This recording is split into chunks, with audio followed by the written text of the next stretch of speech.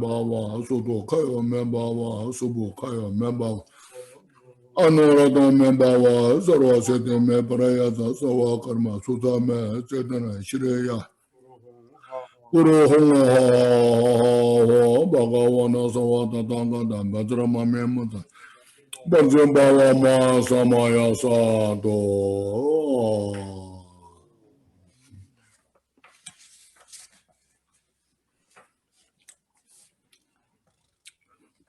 Now,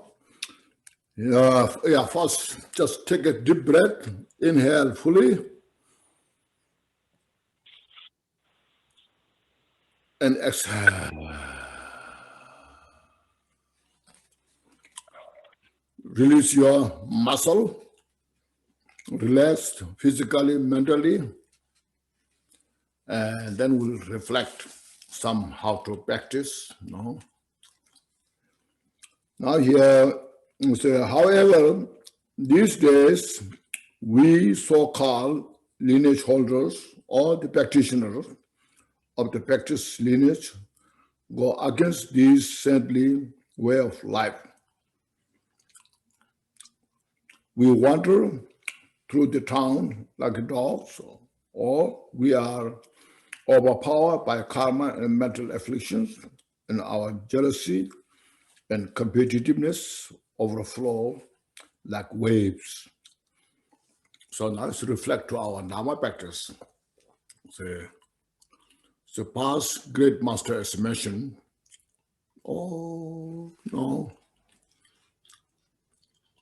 they practice in the cave.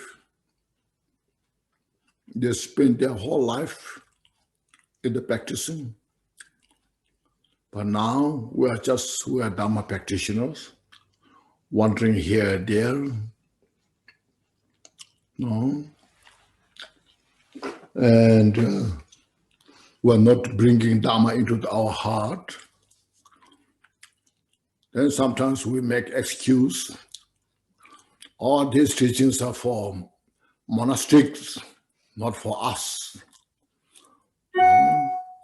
And then sometimes we have this and that, there are a lot of things, and actually we are not taking Dharma into our heart. Dharma starting, we are not starting Dharma enough. Means our mental afflictions just continues. While we are chanting some mantras, our habit of this attachment, aversion, they just continue, So we need to reduce those, purify those as much as we can. As we have discussed about the impermanence, everything is so impermanent. If you reflect carefully, everything is just illusory nature. We are not making illusion, but they function as an illusory nature. And then just see this precisely. And then we cut our entanglement to the attachment of the samsara. That we need to practice this. We lack love and compassion just as the sky is empty of flowers. Look at, we talk so much about love and compassion. We write so much love and compassion, but not much in the heart. See? So we need to reflect on this.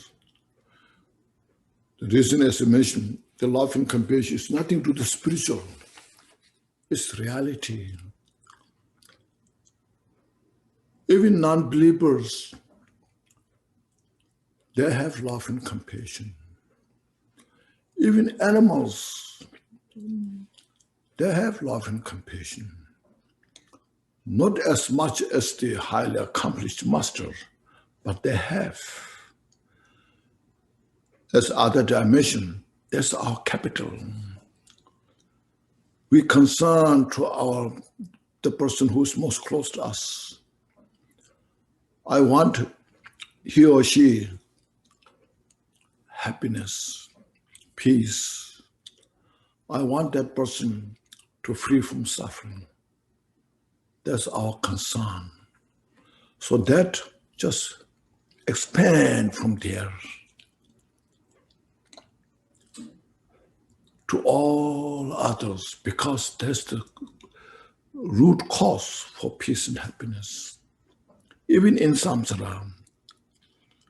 And that's the direct cause for enlightenment. So look at this, you see. This is not a religious training.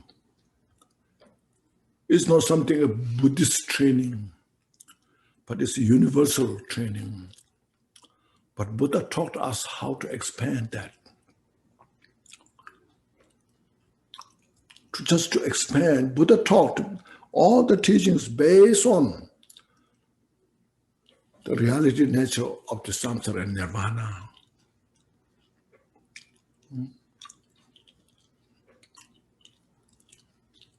The samsara is due to so many causes and conditions. Look at just human beings. Now we can count, like say, 7 billions or 8 billions. Within these 7 billions, 8 billions, how many different types of human beings are there?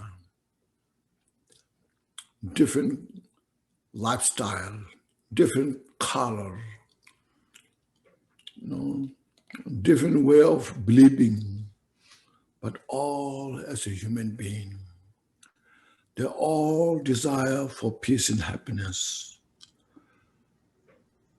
And the love and compassion is equally for everybody. It's cause for peace and happiness. Everybody desires to free from suffering.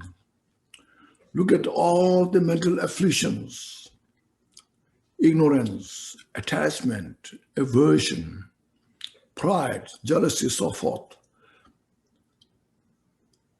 are the direct cause of suffering.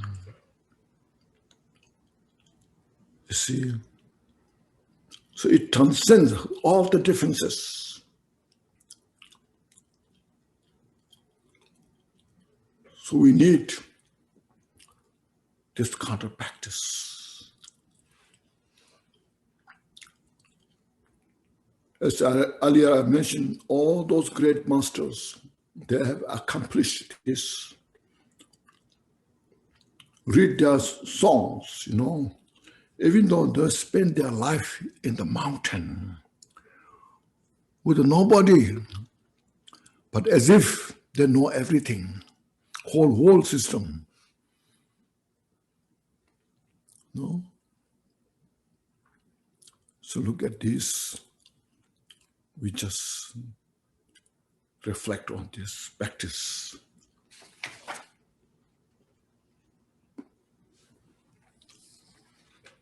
Then it said here, we lack love and compassion, just as this empty sky of flower. We view the sixth perfection as our own sworn enemies.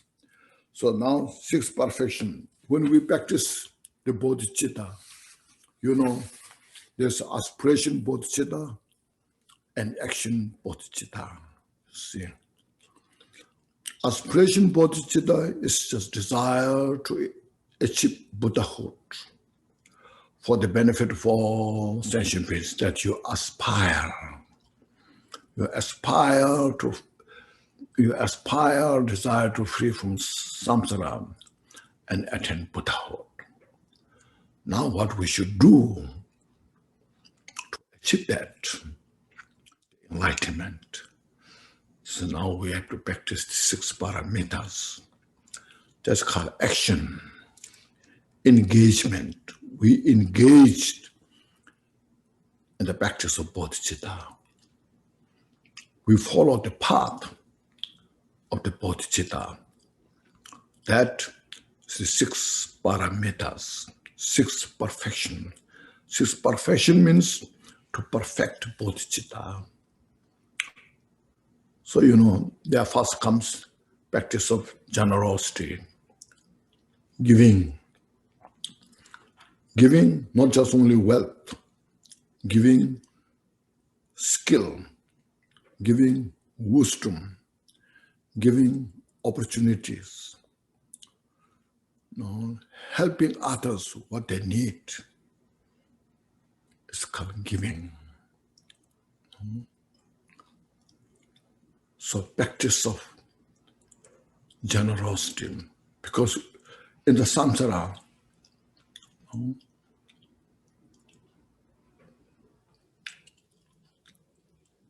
we're so much grasping.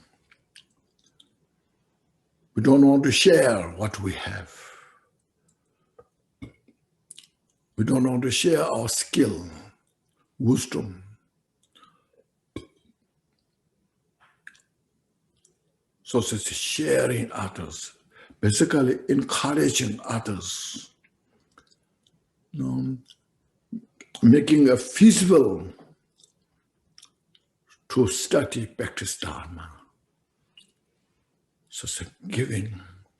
It's a joyous practice. When you give joyfully. So I'm so fortunate I can do this.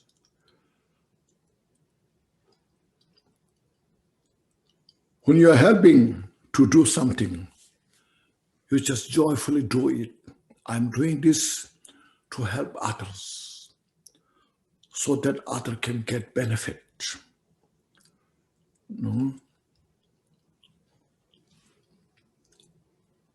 So, like me, I should give Dharma teachings out of wisdom, compassion, not out of my self-grasping, not to self-aggrandize, rather as a service for the sentient beings, rather for the service of the Buddha. That's called practice of generosity.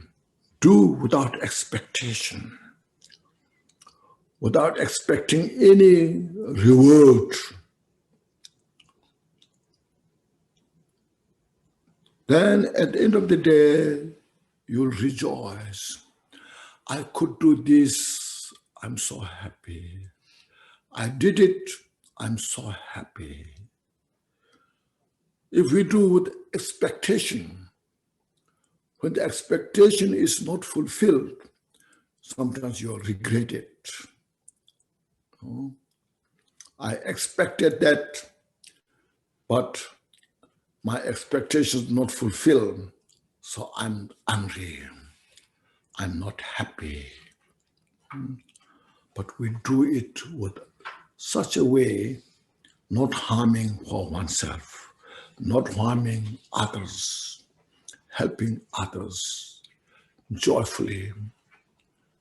So practice of generosity is the joyous method. Joyfully, you just do things. And the next moral ethics, moralities. Moralities, this other day, Ellen Murray asked me how to, so she said, everyone is not monastic practitioners. What we can do in the world, how to help. So morality is very important. Everybody appreciate that. Moral ethics means not harming others, not damaging yourself and others, protecting oneself and others. That's the moral ethics. That's what Buddha said. Don't engage unwholesome deeds and thoughts. Engage in the wholesome thoughts and deeds. That's morality. See, avoiding all the cause of suffering.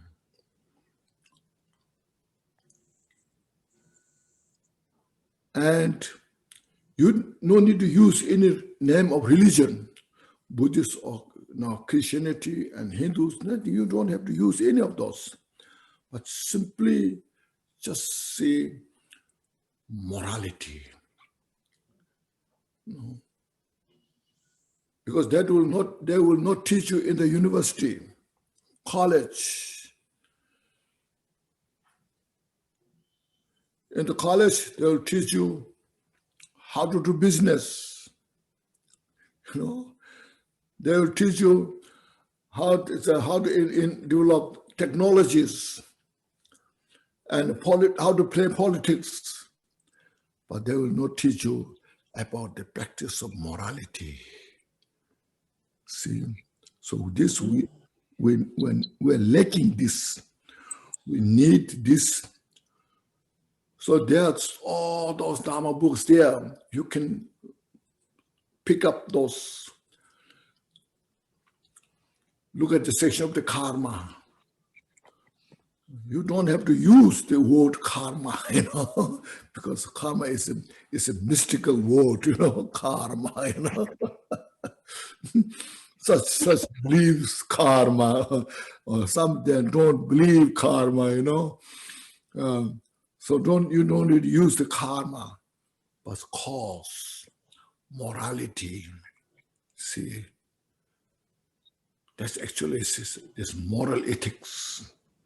Avoiding all the cause of suffering and engaging into all the cause of peace and happiness, and particularly training the mind.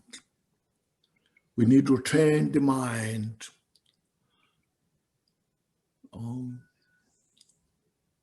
All the time I've just mentioned, right now our mind is so kind of the confused mind, I should say. The confused mind went wrong. It's so far and difficult to bring back this. So this we need to take responsibility ourselves. So when you train the mind, means like something like you're wrong with your mind, Some people say psychologically you have something wrong with your mind,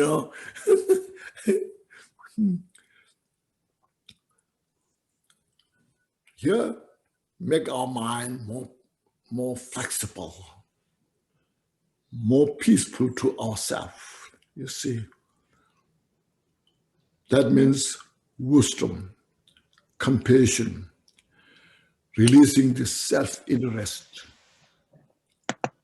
And everybody will appreciate that, you see. Even non-believers will appreciate that. So this message of the Buddha's wisdom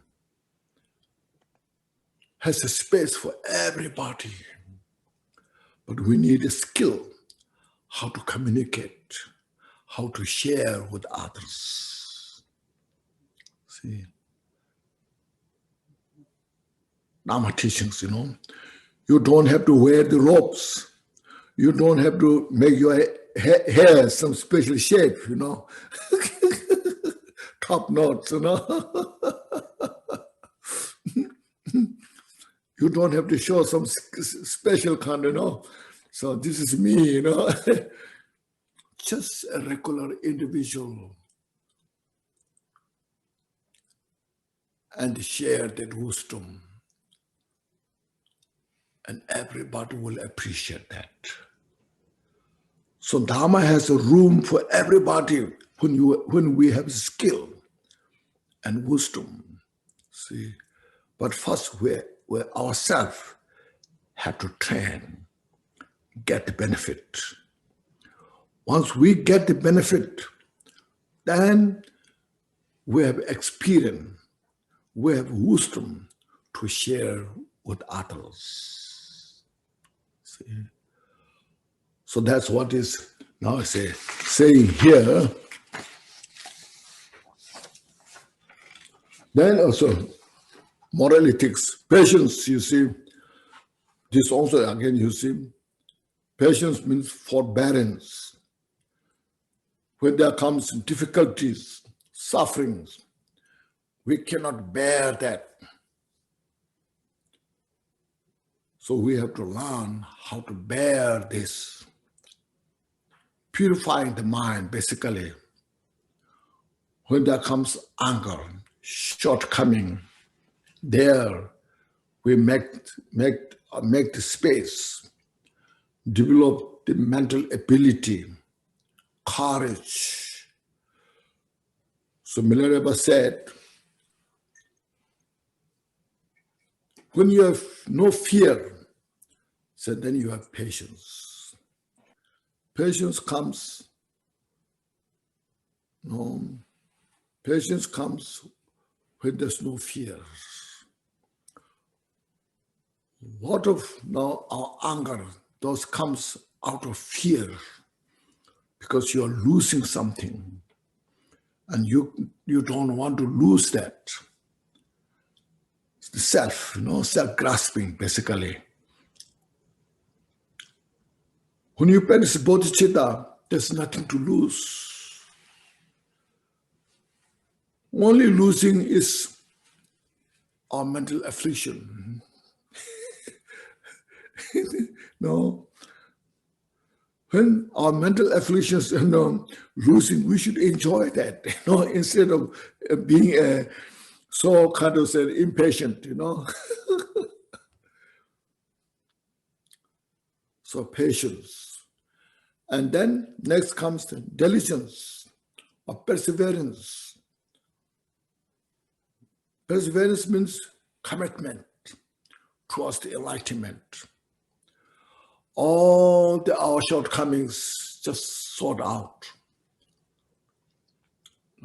Attachment to this, attachment to that, anger to this, resentment to this, all there. Let them disappear. Not engaging with them. Rather, kind of concentrate. Highway towards the enlightenment. Practicing the bodhicitta. So perseverance or diligence is the highway towards the enlightenment. It's the way how to accumulate merit, wisdom, and the perfection of all the 6 paramitas. So then the samadhi means meditative concentration. Always bring the mind in the right place. Mindfulness. While you are cooking, while you are working, while you are meditating. Sometimes we meditate and we have no mindfulness. Body is here, sitting, and mind goes everywhere. No samadhi. So, mind just relaxed. They're saying, your body should be where your cushion is.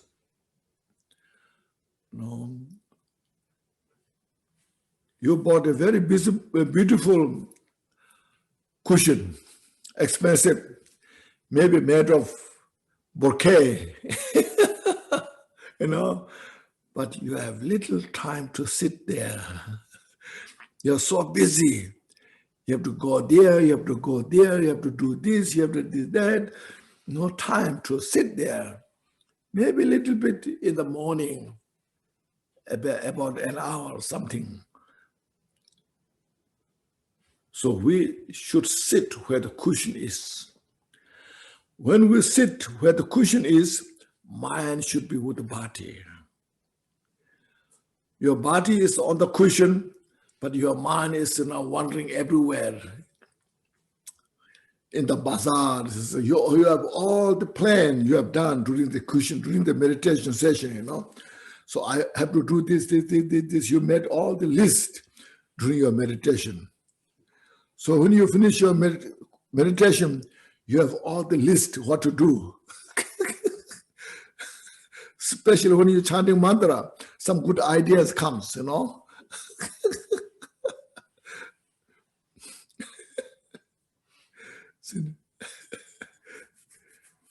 So therefore say, the body should be where the cushion is, mind should be where the body is.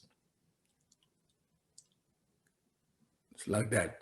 So that's what's called a samadhi, meditation. Then wisdom, minds, no, there are different wisdom. See, even this, all the technologies they invented, those people are so smart. They have wisdom how to invent all this. Here, wisdom is to know the cause of suffering and the cause for peace and happiness. And here, wisdom means to know the nature of the samsara and nature of the nirvana. It's called wisdom here, in this case, you see. So we follow these practice, meditate on this, see. And here,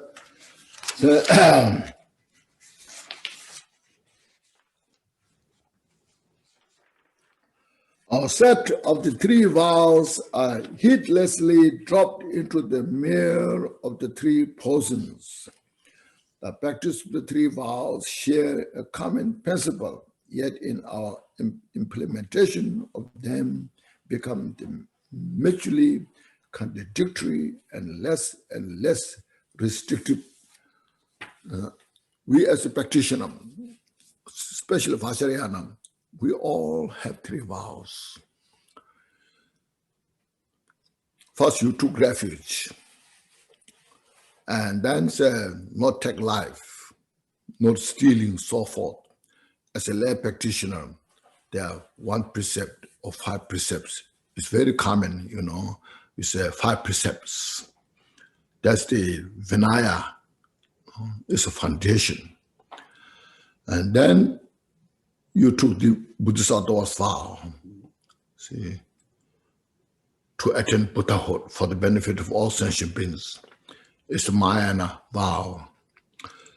And you took so many empowerments. So many empowerments. Maybe your head is a little flat. A lot of veils put on the head here, you know. So the Vajrayana, you receive the Vajrayana, wow, you see. They all should come together. All is to uproot our mental afflictions. They equally serve the same thing.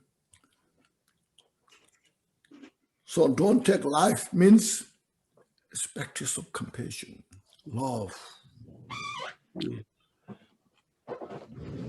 Because everybody cherish their life. Even Simone Bucks, they cherish their life. No, even mouse, you know, they cherish their life. Cockroaches at your kitchen, they cherish their life. Oh. So see, so that's why I said, don't take life. Don't harm others' life. On the basis on that, bodhicitta goes further.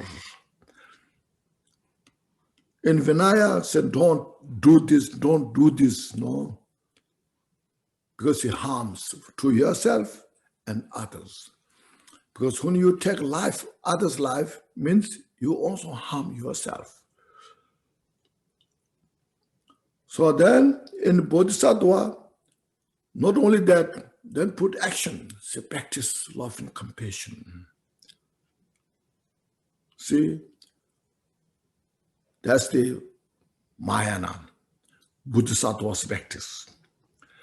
Then Vajrayana, you say, you have to see all as deities, yidams, Chenresik, Taras, how you can harm Tara and Chenresik.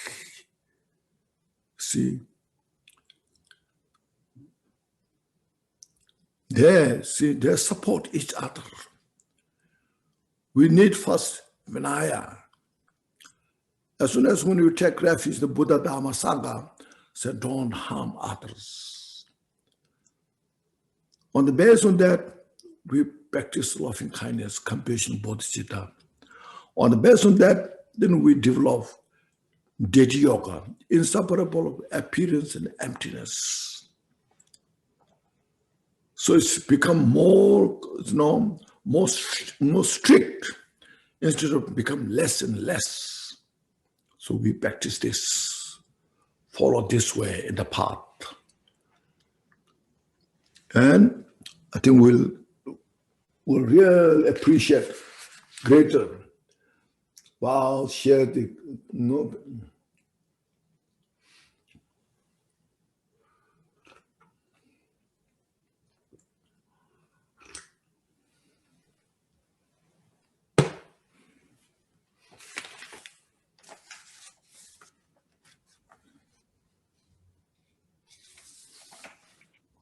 that's called common principle. Common principle is all the three vows. They share, they teach us how to progress our Dharma practice step by step. Yet in our implementation of them, they become mutually contradictory and less restrictive. So don't make easier. Some teacher may say, Vinaya, you are not allowed this. In the Vajrayana, you are allowed this. Now that have to see individually.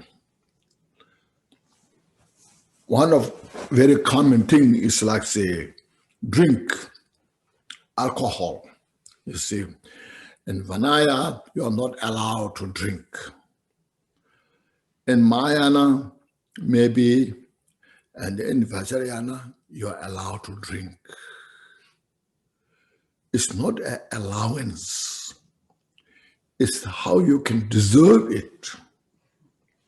See, if one has the ability to digest, the alcohol as a nectar, not as an alcohol, as an ambrosia, then it will not cause us, it will not cause us to drunk. That's the point. If we drink and become a drunk, what Vajrayana helps? Nothing. Not only helps, it ruins your life. There are some individuals in the name of Vajrayana, they drink and they become drunk and have no idea what's right or wrong. So how you can practice Dharma?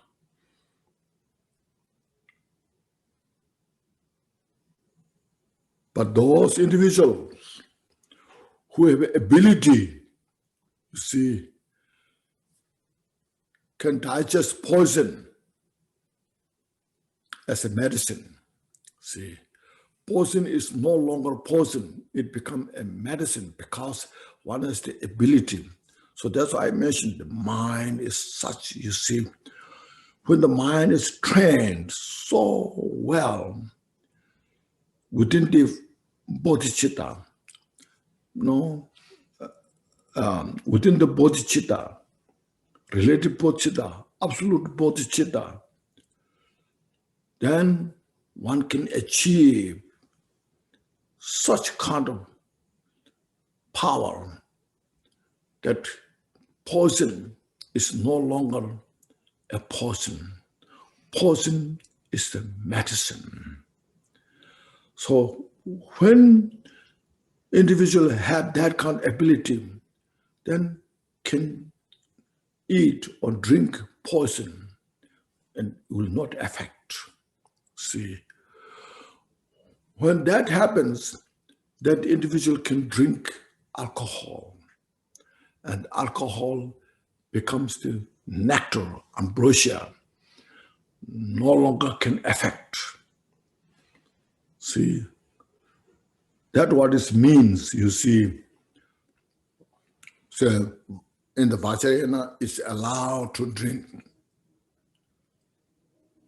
When that, in such case, when that happens, when one has that kind of ability, even in Vinaya also, Buddha didn't say monks are not allowed to drink ambrosia.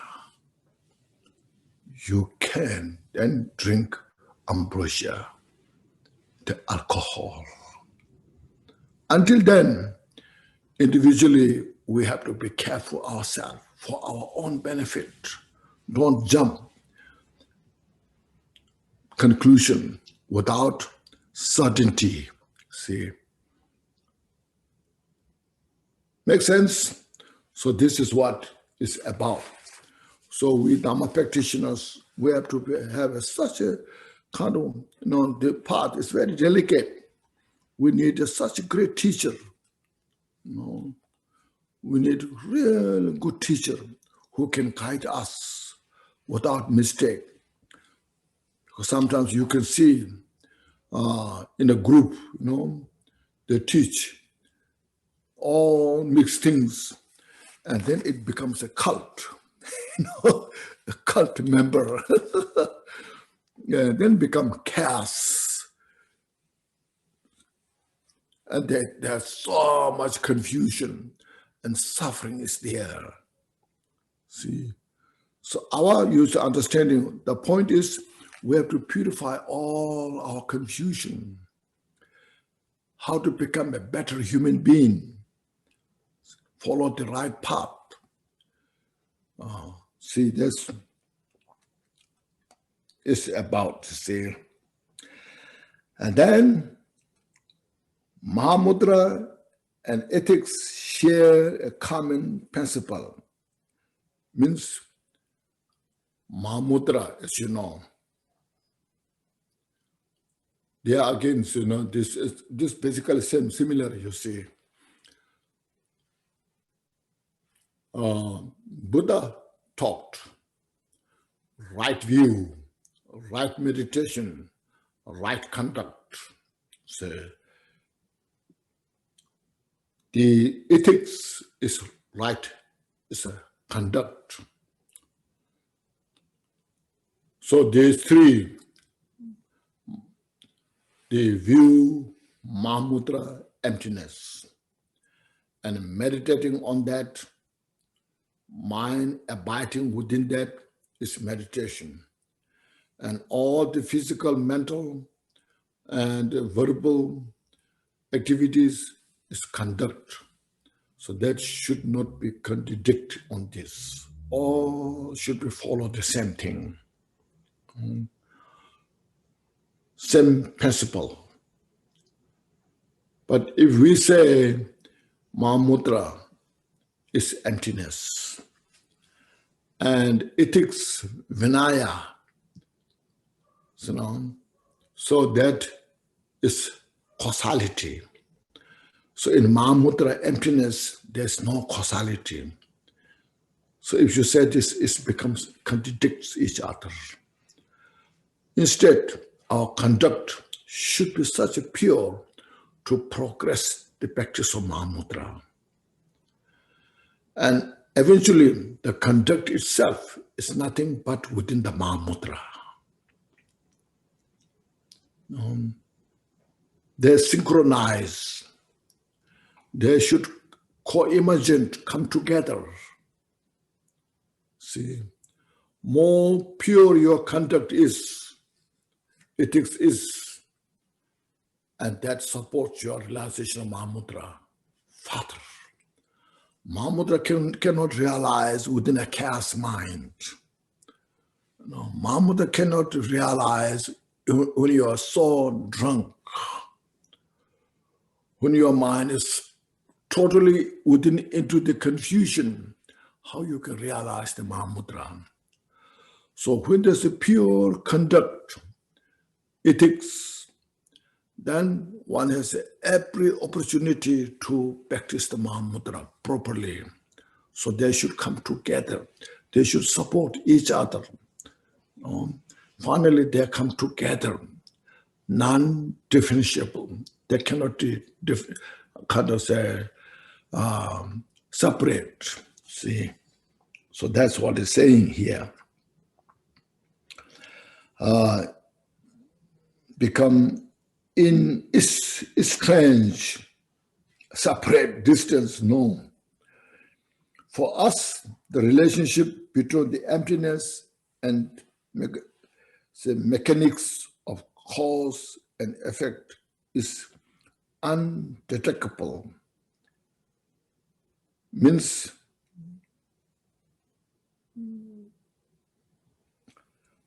what I'm saying here is the cause and the emptiness. This are the same thing. Some others say, now in the emptiness, in the Mahamudra view, there's no virtue or non-virtue. But that's also not right. See, the nature of the nature of the virtue is emptiness. The nature of the non-virtue is emptiness. You see. Having said that, within this emptiness, all the causality is displayed, manifest, unceasingly. We cannot ignore the causalities within in the emptiness. As you see, the form is emptiness, and emptiness is the form. So once you realize more emptiness, your mind becomes more sharp, more clear, more precise. When we have that precision of the mind, then your contacts become so pure. And one accumulates all positive virtue, nothing else. All the non-virtues are avoided, purified, because they manifest suffering, because these non-virtues are cause for the suffering. And they manifest within in the emptiness. No. As you maybe remember,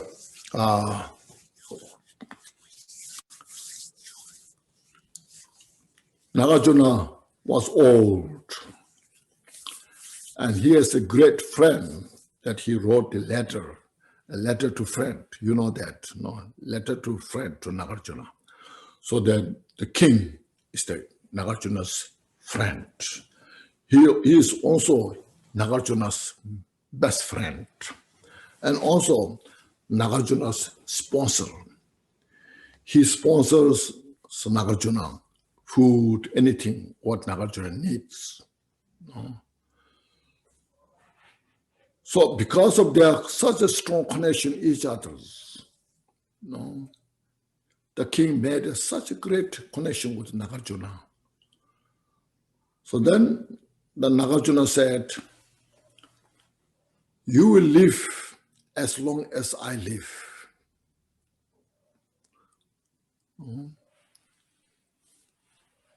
see, 50 years, 100 years, over 100 years, whatever, So then the king, his wife, give a birth, and the child grown up. When he was grown up, the mother gave him such a beautiful cloth, expensive, And then the child, he liked the cloth so much. He said to his mother, "Thank you so much. You're so generous, I like this cloth, but I don't want to wear it now." Mother said, "You should wear." Then the boy said, "No. When I become king, when my father dies, then I will become king. And that time I will wear this cloth." The mother said, "No, you can't do that. Because Nagarjuna has accepted your father not to die until Nagarjuna dies." Then the boy was so, depressed. I really want to be king. Until then, I won't wear this cloth. So he's so depressed. And then the mother gave him suggestions.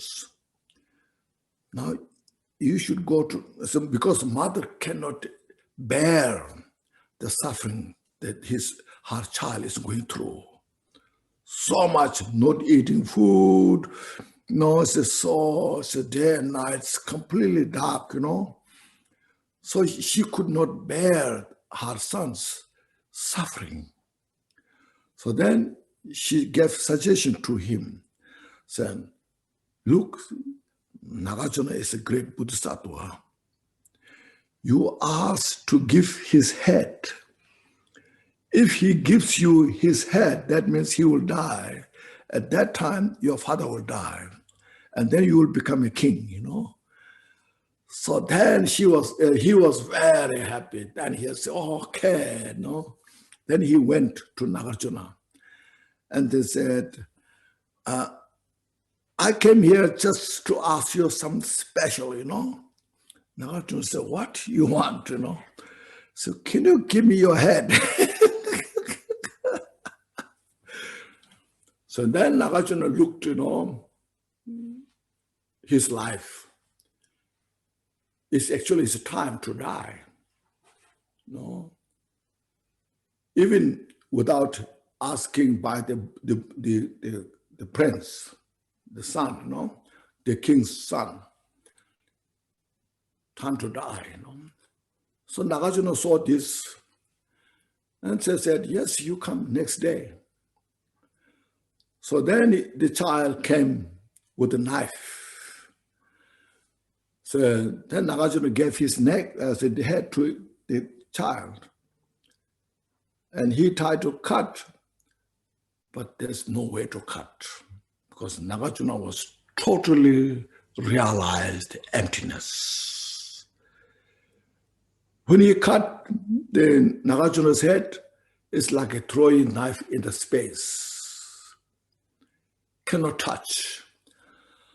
So then Nagarjuna said, "You see, I have no karma to die with a cutting knife because that karma was totally purified.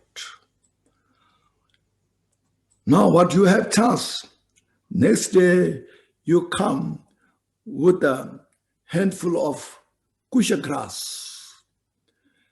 and you can cut my head, So Nagarjuna recollected once, he was a shepherd looking after the sheep and animals. On the grass he was playing, and without conscious,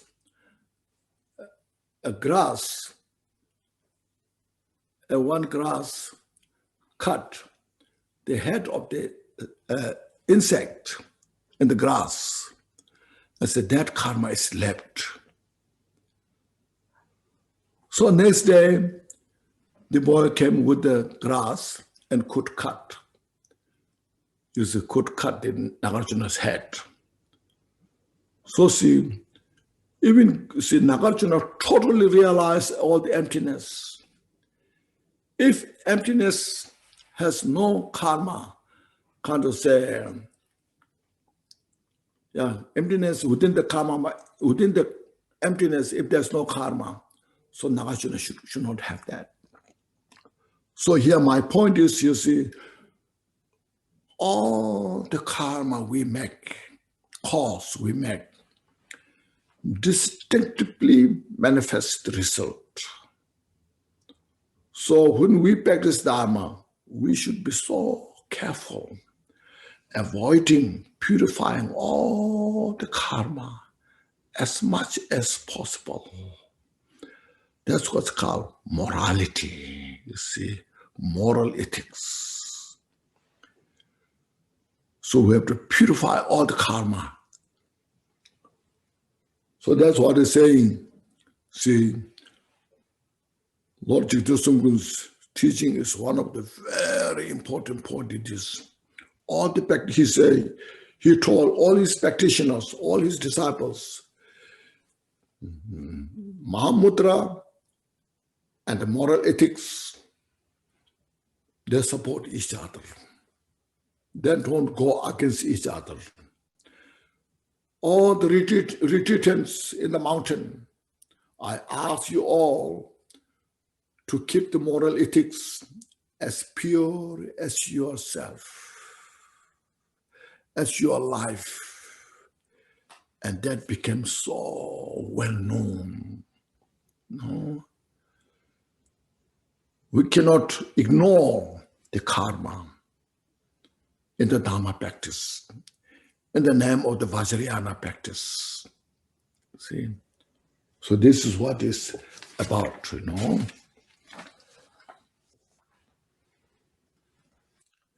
And then it's the same thing.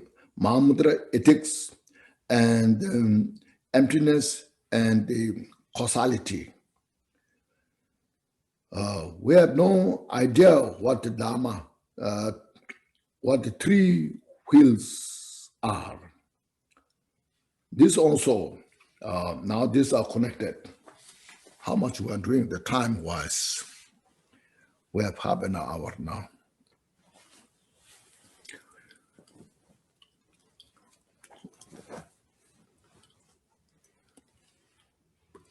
Of course, Buddha gave so much teachings, you see, but they are well known. I don't know if you know or don't know. Buddha turning the three wheels of the Dharma. First, second, third.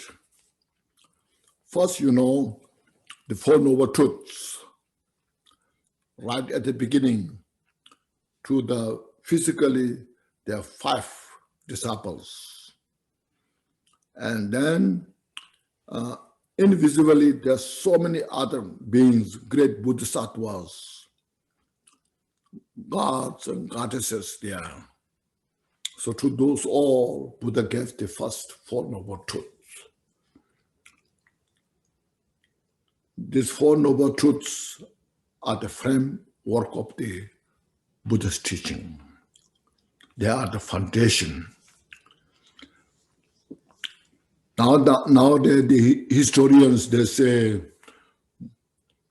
Buddha spoke those teachings in the Pali language. In the Pali language, see. Anyhow, see, nobody wants the suffering, but we don't know what suffering is about. No? Because suffering, you see, there's not just physical suffering that what we have. They're called suffering of change, suffering of conditions. See, all the details Buddha talked about this suffering. And the cause of suffering, kunjung, it is the mental afflictions and the karma. they are the cause of suffering. And then cessation of suffering, when we purify these mental afflictions and the karma, then suffering is ceased to exist, purified.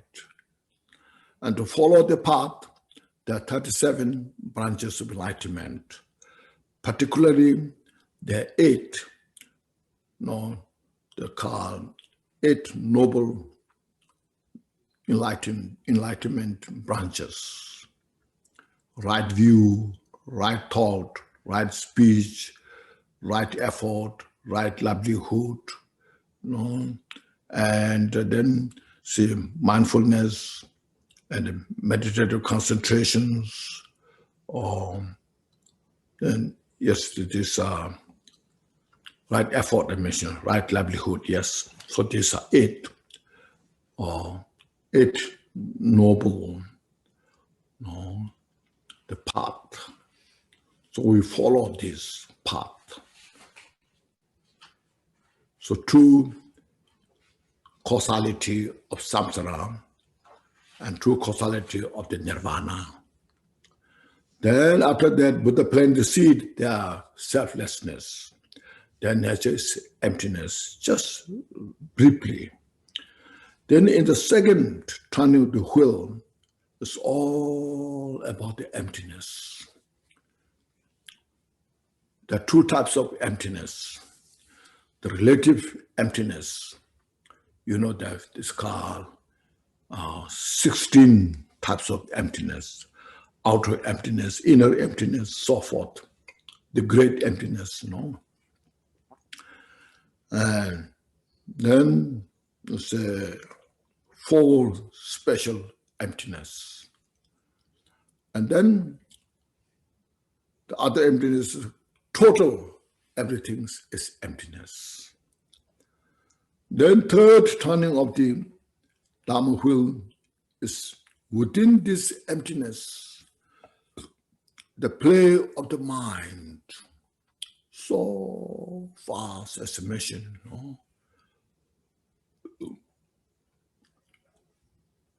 So the vastness of the mind explains the detail and also Buddha's excellent qualities, like the 10 strength, 4 fearlessnesses, 18 unmixed qualities.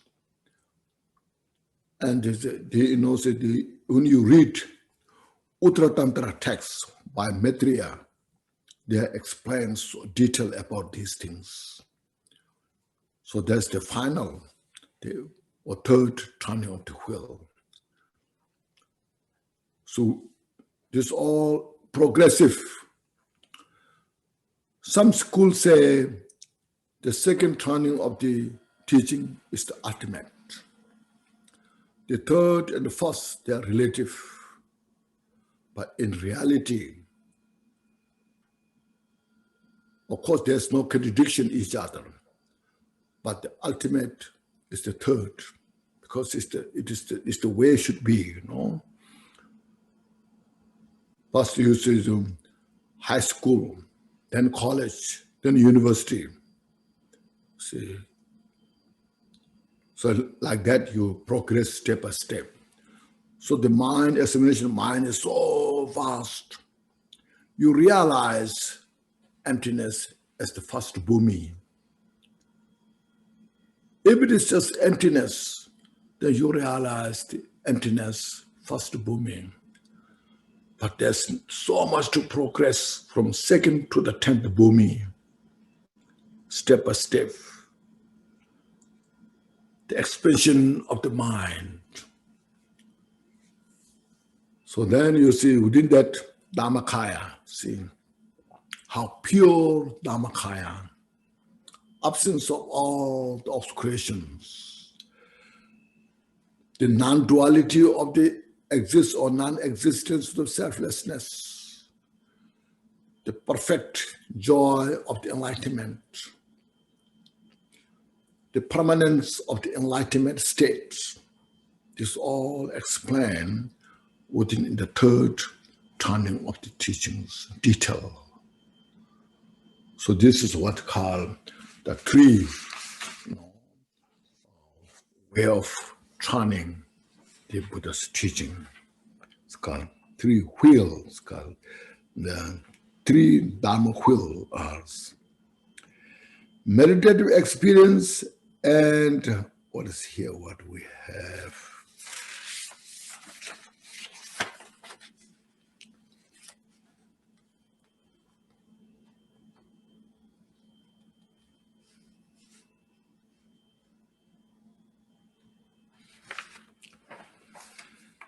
Meditative experience and realizations are as absent from our mind as are stars in the middle of the day. Our realization of the view is never fully manifested, but instead disappear into the sky, into the ethers. So we need to, once we study it, we need to practice, meditate. Like here, I can talk well, but very little experience, you see, meditation. So we need more practice. Meditation means reduce all our mental afflictions, purify as much as we can. We don't look outside who is who, but look inside ourselves. So that how we can manage to prolong the Dharma teachings in the world.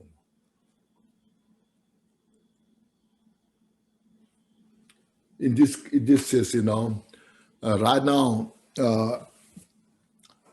in Tibet, Dikung Til Monastery, Dikung Til Monastery in Tibet. That's the monastery established by Lord Jigten Sungkun. Now there we have now one kind of obvious great master, Gelong Tashi Rabten. Have you heard of him?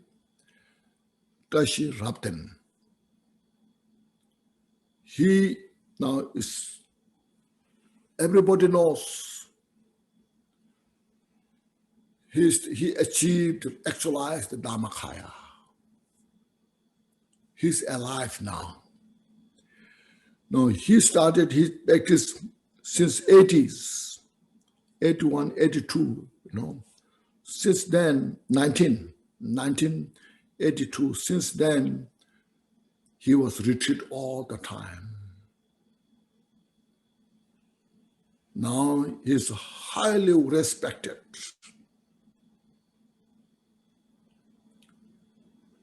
I'm sure you see. So that kind of, so we have few, 1 or 2, 3 there, not many.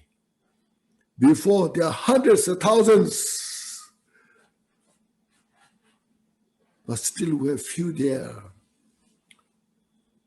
So just think about this.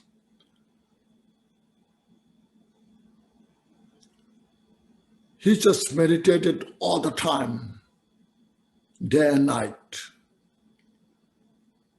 Still he continues meditation. Nobody can disturb his meditation. Even while he was giving teachings, he was teaching with a meditative state. He doesn't talk so much here and there.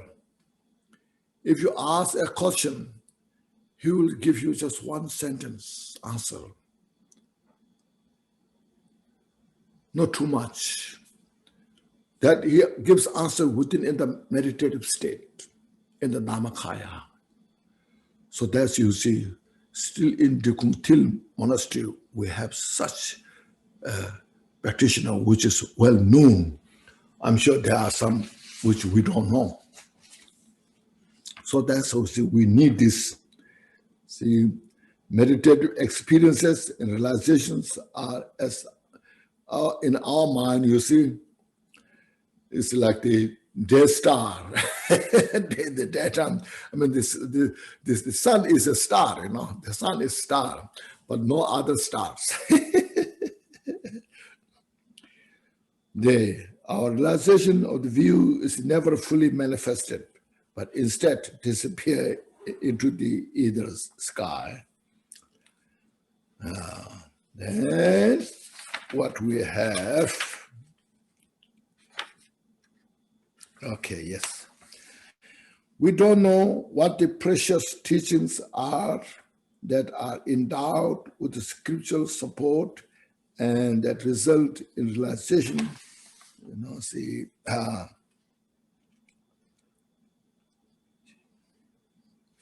This means here, what is saying here is Buddha's teaching, Lung Po. Lung is you study the three categories of the teachings, the Vinaya, Abhidharma, and the Sutra. See, that you study. All about Vinaya is about the morality. All about the Sutra system is the meditative state. All Abhidharma is about the wisdom. So in the Lung scripture, you study those. What are those three categories of teachings?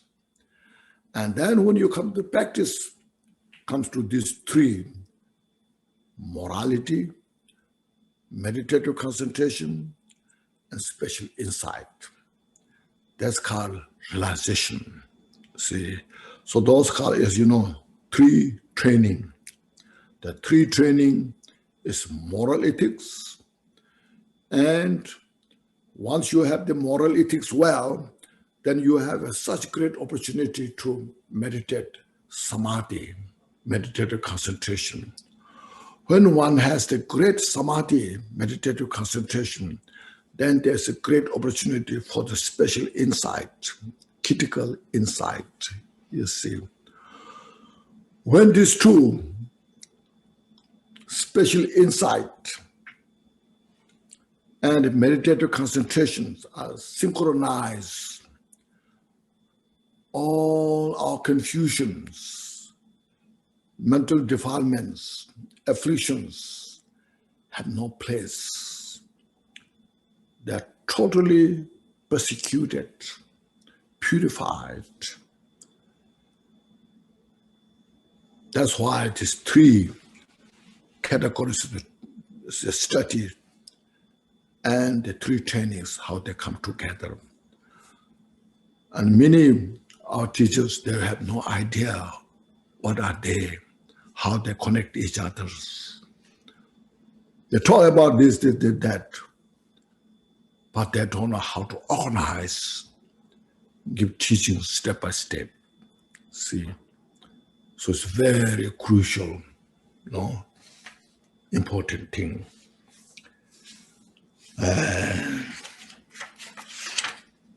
Then what I said, realization, and yet we are called ourselves as a people in the age, people strange in the age of indecency, in which nothing remains of true teachings. So we don't have, it's coming here, decency. We need a decency, good teacher, good practitioner, how to continue our precious lineage.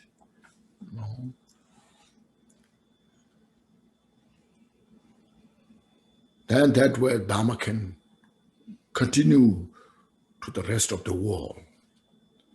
If we don't have this kind of decency of the study practice, we cannot, say, keep the Dharma fresh, alive. So say none of the true teachings, except empty talk about the so-called tradition of the stainless definitive meaning, in which view meditation actions are completely and unmistaken. So see, as I earlier mentioned, what is our conduct and action, conduct or action, and then meditation and the view. This all, as mentioned, come together. And then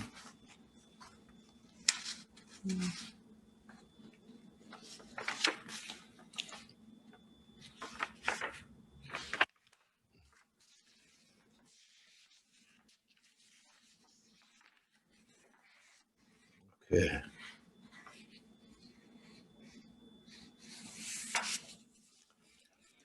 And here comes the oh sorry here.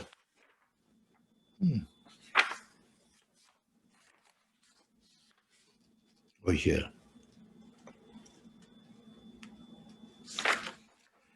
Sentient beings such as ourselves, with our increasing impurity, seek refuge from the great abyss of suffering. Which this one is not there. Seek refuge from the great abyss of suffering. I beseech you to vanish the blinding shroud of the ignorance. This little kind of incomplete here saying this is what's happening. So say great teachers of the past, Buddha including, so please look upon us, help us to free this confusion. So sensation beings such as ourselves, with our increasing impurity, seek refuge from the great abyss of suffering. So please give us support so that we not fall into this suffering, into this confusion. We may follow into the right path. Just saying this, and we ourselves now make sure that we study, practice Dharma enough, so that we can help Dharma to prolong in the world.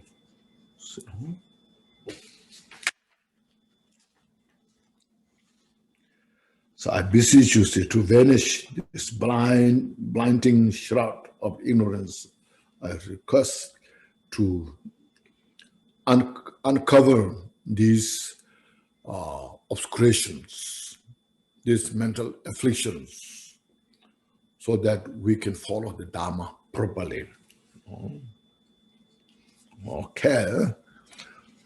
We have a few minutes. Do you have any questions?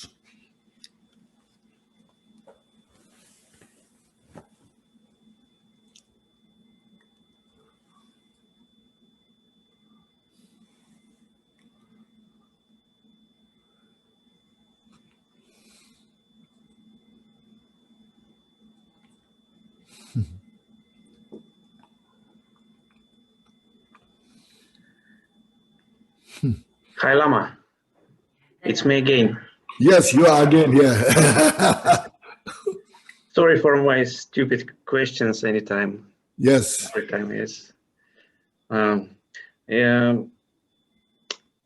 I need to ask. I already asked you some days ago about this question, yes, but now I try to do it again. You give an explanation about vows. Yes, in Hinayana, Mahayana, and Vajrayana. Yes. And the example was alcohol. Just example. Yes, I understand. But can you give some explanation about another vows. For example, is sexuality. In Hinayana, it's don't allowed. And what about Mahayana and Vajrayana? What about sexuality? It's very important to understand. It's very important, yes. It's the interest of everybody in the samsara. So we are not asking or not telling, you see, in the samsara, these should not exist. You see, what is important is look at the mind, purify your attachment, desire. That's the point. Well, we have the ignorance, then self-grasping. Because of ignorance, we have the self-grasping. When you have the self-grasping, then there comes the desire. When there's desire, then there comes aversion, aggressiveness, you see, and fight, and resentment. So these are the cause of the suffering in the samsara. So what it's saying is purify your mental attachment, dualistic confusion. This is the point, okay? It's not this sexuality, or it is not this, like as I mentioned, drinking alcohol, you know. When you have ability to transform alcohol into ambrosia, there is no longer alcohol, it's ambrosia. Same thing, you see. When you purify all the mental dualistic confusion, you know, all this purify, then say you are free. So sexuality and the relationship with a pure mind and pure view is okay. Then it's no needs. Then I say that you don't need these things because you're purified. Yes. Then you are no longer in the samsara. Yes.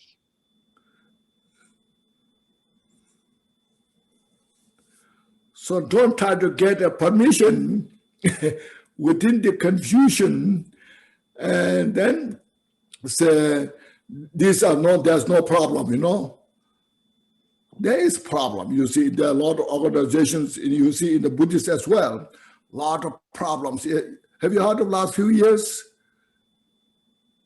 Yes. Yes, you see, because of the confusion, because of the mental affliction.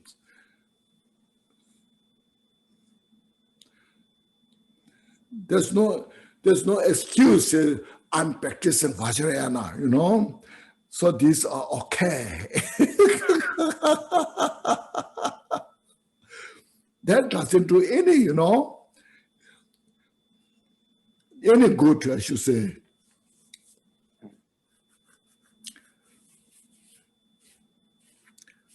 But as I mentioned, we're not saying here, in the samsara, then people are, this sexualities or, you know, those any, like for example, I cannot stop drinking alcohol everywhere in the world, you know. I can say these things. I can explain about these things.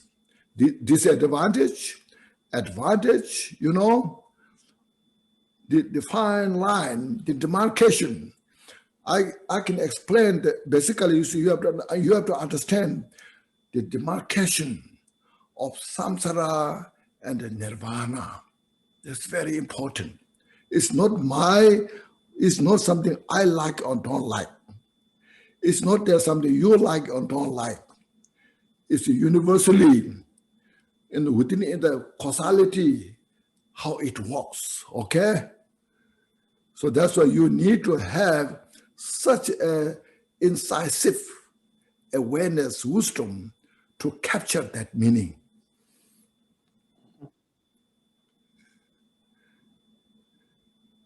You should not say, this tradition allowed this tradition not allow this. That's not the allowances.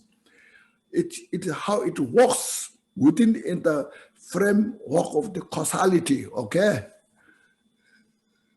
Okay. Yeah. If somebody says you are allowed to drink, then you drink. If you are that according to that person's instruction, you can become drunk or not drunk. You have to see. If you become drunk, that means you are not allowed. Yes. Okay. If you are not become drunk, then you say, oh, he taught me or she taught me. So I drink and I was not drunk, you know. Then it's good. What I can say.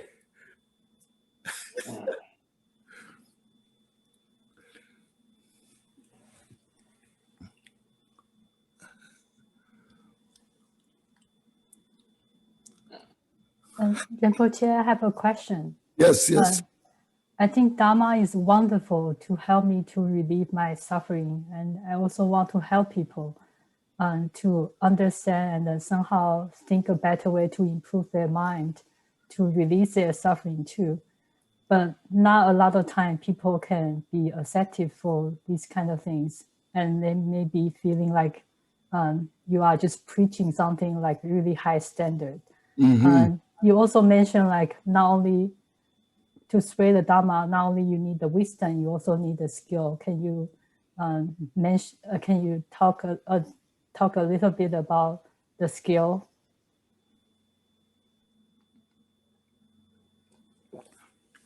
Skill? Basically just like if you see other people suffering, but maybe they are not really acceptive to you talking about the way of reducing people's suffering by holding up the high standards and have the moralities and all this.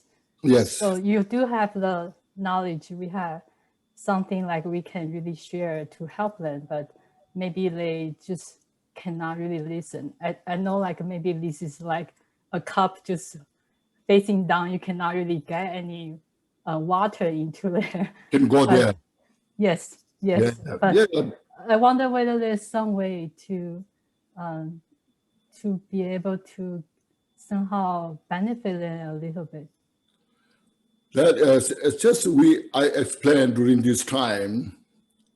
What important thing is, you see, first you receive these basic teachings, you see, like the 10 non-virtues, you know, the 10 non-virtues and how to avoid them, and 10 virtues, how to practice them. That's the foundation, you know, basic, you know. And then you practice yourself as well. And then you investigate. And in the world, any, as I mentioned, not just only Buddhist, anybody, believer, non-believer, doesn't matter. Because our mental afflictions, you know, mental afflictions, these klesha, mental afflictions, we all share same thing, you know. Everybody, we have self-grasping, so strong. Everybody, we have desire, attachment. Everybody, we have aversion, anger, jealousy, pride, greed, you see. So what Buddha's teachings teaching us how to reduce them slowly, skillfully, and then look at how suffering in the world are now they're coming. You know, they are the basic cause of suffering in the world. Everywhere you go. And because of these mental afflictions, then we create a lot of negative karma or cause, you see. The cause, this then becomes the cause for the suffering, undesirable. But we don't realize they are the cause of suffering. We blame others. No, I'm suffering because of you. No, we are suffering because of that. It's all, we don't realize how it's collective. Collectively in the world, how we create the cause of suffering, and then how we suffer. So these are the what Buddha taught us, and we need to aware this. So therefore, as I mentioned, Buddha's teaching is not just a religion; it's a universal. It's teachings about the universal causality, how we suffer, and how we can be free from the suffering, and why we need love and compassion on this for ourselves and for others.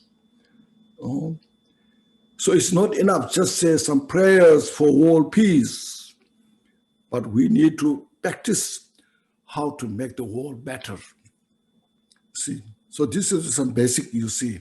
And then you read books like the Jewel Ornament of Liberation, which I know, if you read that book, it's not big book, it's very simple, it's a complete, starting from foundation, from there, like that. And then we can appreciate, then you see how Buddha was such a great teacher. He didn't teach us a religion. There's so many religions. There's enough religions in the world. But Buddha taught the wisdom, compassion, how we are confused and how confusion how the confusion can be taken out, purified. So then we can really appreciate Buddha. So, I'm so fortunate I have the Buddha's teaching in my life. My life becomes so meaningful. It's not that I like or don't like. Of course, I don't like so many things, but I have no choice, when you are convinced about this causality. So this is my little small advice.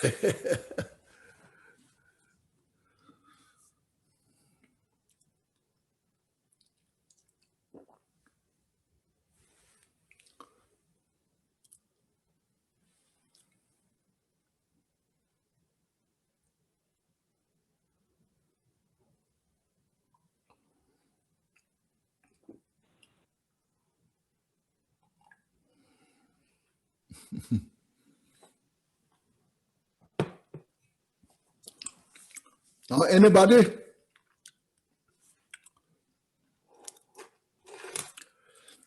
Thank you. Thank you, Khenchen. Excuse me? Oh, Clara. Yeah, from... Yes, thank you very much. Thank you. I am making a recollection of all your teachings. Yes, wonderful. I am writing. Yes, I am. Yeah, you are from Chile. And yes, please recollect all the teachings. You received so many teachings, yes. Yeah, I am doing that. Wonderful. Yeah, and I send it to my sister. Oh, I good, send it good. to Maria. Yeah. Maria, yes. Great. Thank you. Now maybe I'll say, we'll make the conclusion here. We did this roughly, and here I want to extend my gratitude. Lama Sonam, our Lama in the Boston area, he has been working really hard to sustain our center in that area and opening the place for anybody who wants to participate. So here I encourage all people in that area in Massachusetts and then Vermont and Maine, and whosoever that area can come there, participate. And now he has such a great project to buy a house for the center, to make a beautiful center. And he has a jewel, a very precious statue jewel, like Lhasa jewel, you know, to open a place for that. So I want to extend my gratitude for that. And I appreciate for everybody. And on behalf of all the Dharma practitioners, so please support Lama Sonam and then continue your study, practice Dharma. And I want to say thank you so much.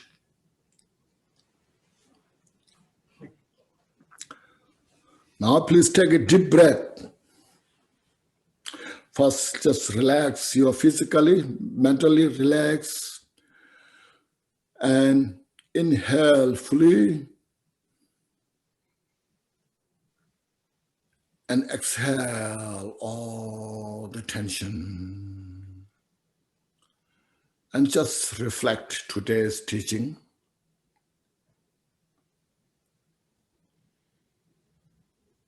And just meditate if it makes sense or not. And if there any help that helps you to purify our mental confusion, so we make effort to purify these mental afflictions and embrace bodhicitta into our heart. So bodhicitta is, it's not a Buddhist thing, it's universal.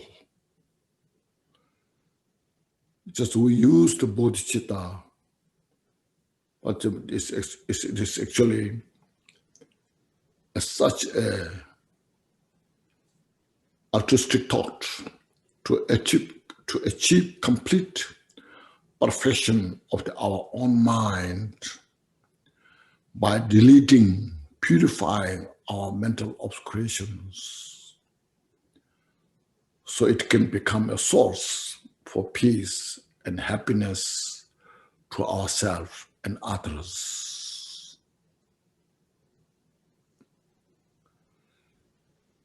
And then we totally can rejoice the precious human life that we have.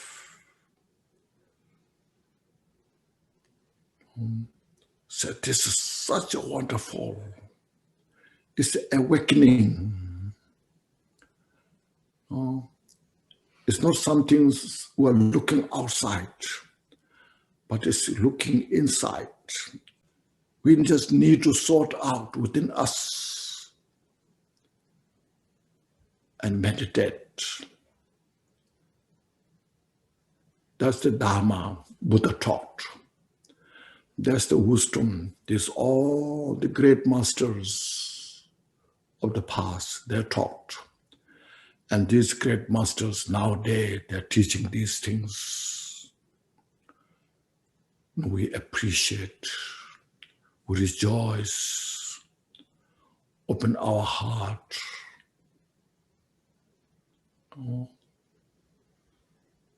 Now you can see the world is so small, like this, like in Zoom. Now you can see many people can participate with this. We're so fortunate and take full advantage of this and meditate. And then please say some dedication prayers. Who's saying this? Okay. First, I would like to say thank you, Khenchen Rinpoche. We are so fortunate. Khenchen Rinpoche just said in the past, there are thousands of teachers, qualified, philosophical in experience, Now, one of these days, not many, but he is one of them. We are so fortunate. And also the helping for this internet Anne-Marie, and also the dear Linda. Thank you so much. And people who receive the teaching, also you have so good karma to receive this kind of teaching. So we will continue to follow our teachers' advice. We try our best. So first, now we hear mandala offering. If you have the prayer book, the DMC, page 18, that's Roger Sadhava, and then page 30, page 20, begin to the mandala. So I will lead. So Roger Sadhava first.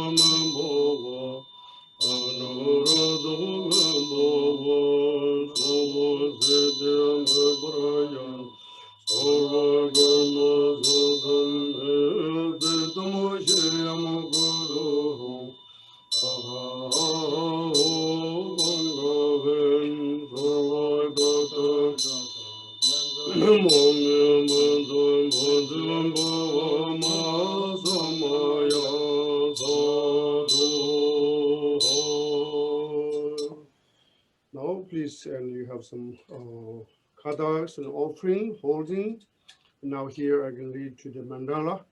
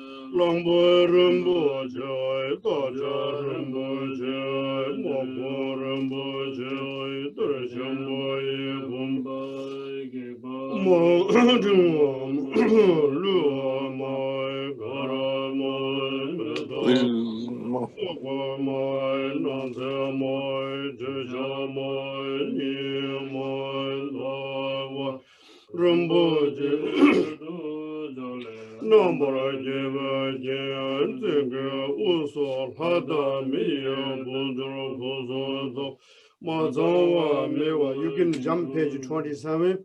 Mazawa mewa shingam number doba dini kushi yeshe nga yeda tsongme pandin lama thomba thonje dada tsene mon kinjin kunjo genze pe songbo shenga ne tikba chimbo kajo samoy shive yondo kati tongra ke yondo mbora jiyo tushen rove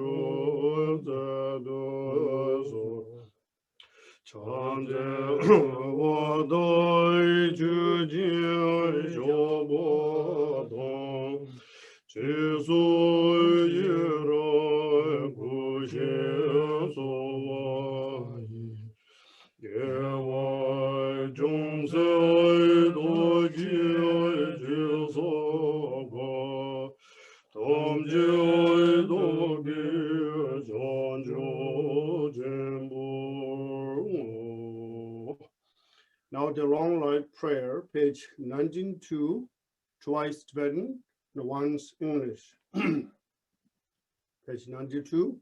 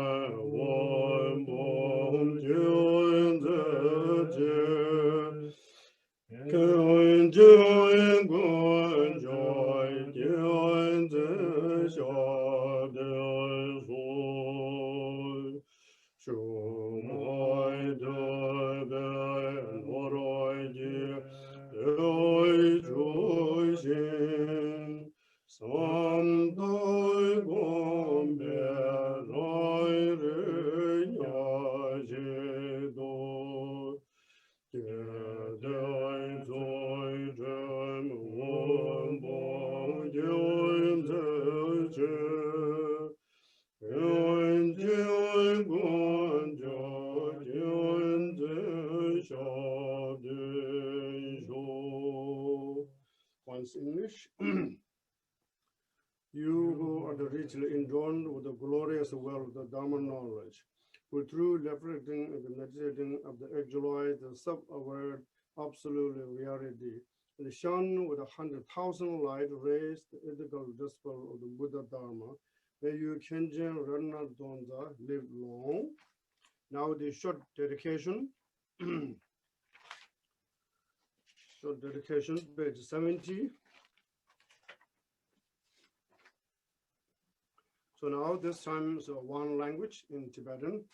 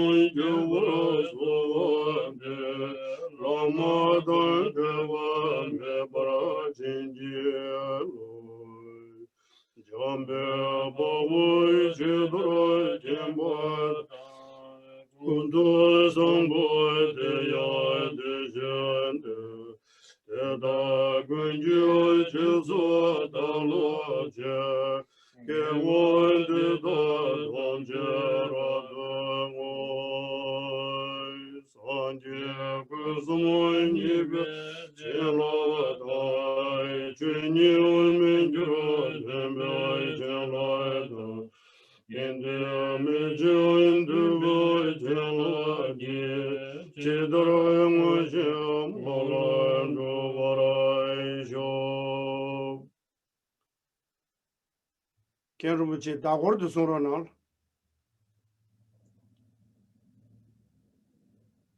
Kogi mandul. Manzo kogi mandul Khenchen Rinpoche.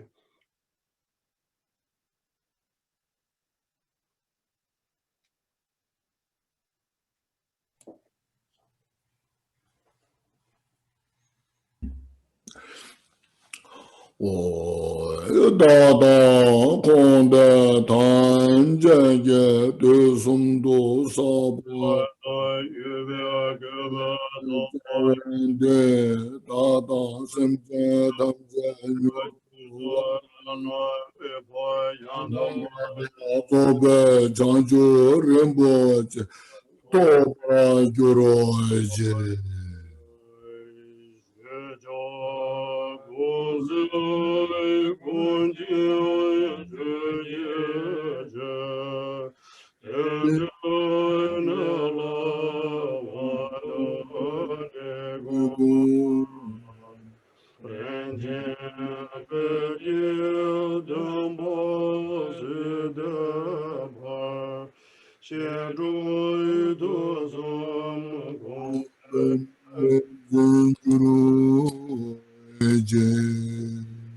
For the virtues collected in 3 times for myself and all beings is samsara and nirvana.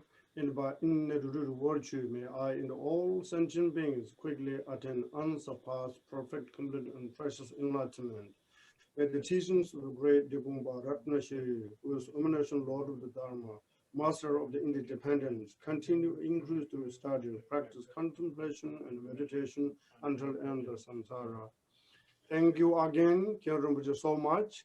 And near future, please continue. I know you're so super busy, but we're looking for maybe end of the April or May, another water teachings. Thank you so much. And also all the water brother, sister also welcome to Rinpoche's teaching. And thank you, long life. Thank you, everybody, including Lama Sonam. Thank you. Precious.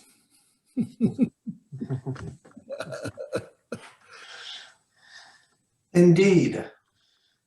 Yes.